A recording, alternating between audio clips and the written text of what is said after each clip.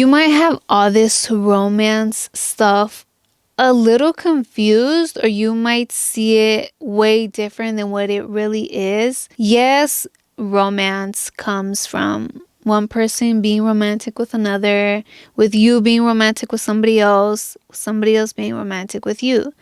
But that is not the only way to bring romance into your life. You can be romantic with yourself. And you guys might start thinking these things, some things like, physical things, sexual things, or whatever, which, hey, if that's you, that's you.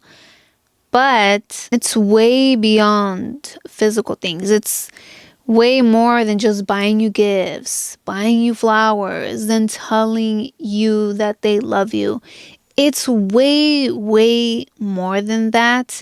So you might have it a little bit twisted, which, hey, no, those are romantic things. It's lovely. It's a beautiful gesture, but those are not the only ways of being romantic. Especially for me, I used to see those things as being romantic. Oh, if somebody were to get me flowers and just shower me with gifts and tell me how much they love me. But I was wrong.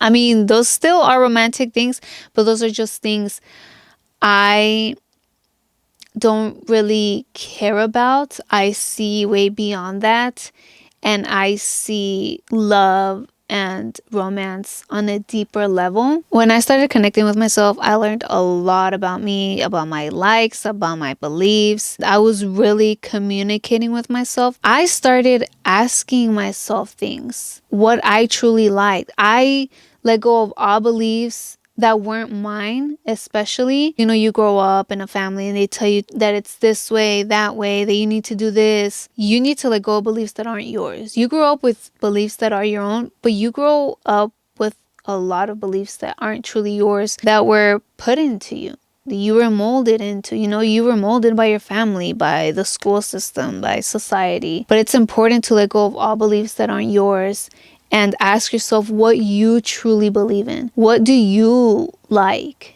What do you want to do? And romance was one of the topics that I talked with myself about. I asked myself, what do I think about romance?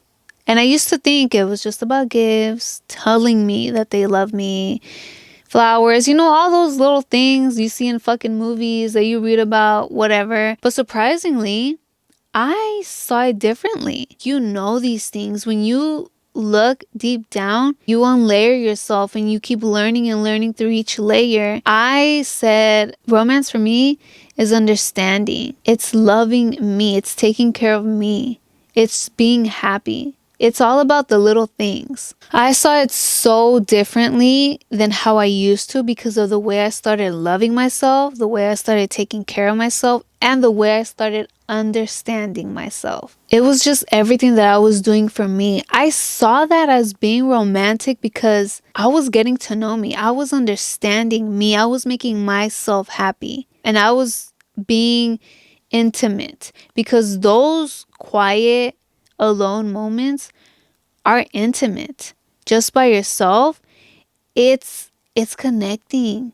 It's going in deep, and it's this level of understanding within yourself that only you understand. I fell in love with that. I love loving me. I loved learning more about me and getting to know me on a more mental, emotional, and spiritual level. It's just so beautiful. I just fell in love with how I started to get to know me, how I started to just do me, knowing exactly what to do, what the next move was, what made me feel good, what made me feel happy, and what didn't. That's also important. What doesn't make you happy? It's okay if sometimes you feel some type of way. You might feel sad about things, angry or whatever.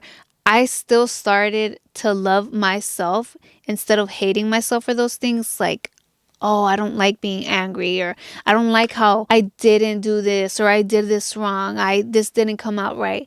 I love myself even in those times, through the rough times, because that teaches me a lot. I tend to go in within me, learn more. If something triggers me, I'm like, okay, well, there's still a wound there. I need to heal this. It's something so intimate when you go in on a deeper level. You connect with yourself, understand yourself, talking to yourself, and it's being in such a vulnerable state. You might be scared of opening up to yourself. You don't want to go to the past. You don't want to revisit a certain situation, something that caused trauma inside of you, that changed you internally. But you have to do it. You have to open up to yourself. You have to accept what happened and you have to learn from it. You don't want things to keep triggering you. You want to love yourself. And you're going to fall in love with it because it's going to make you feel good. It's going to make you feel at peace. And it's going to make you feel like you lifted this negative energy. Like you're just going to feel lighter.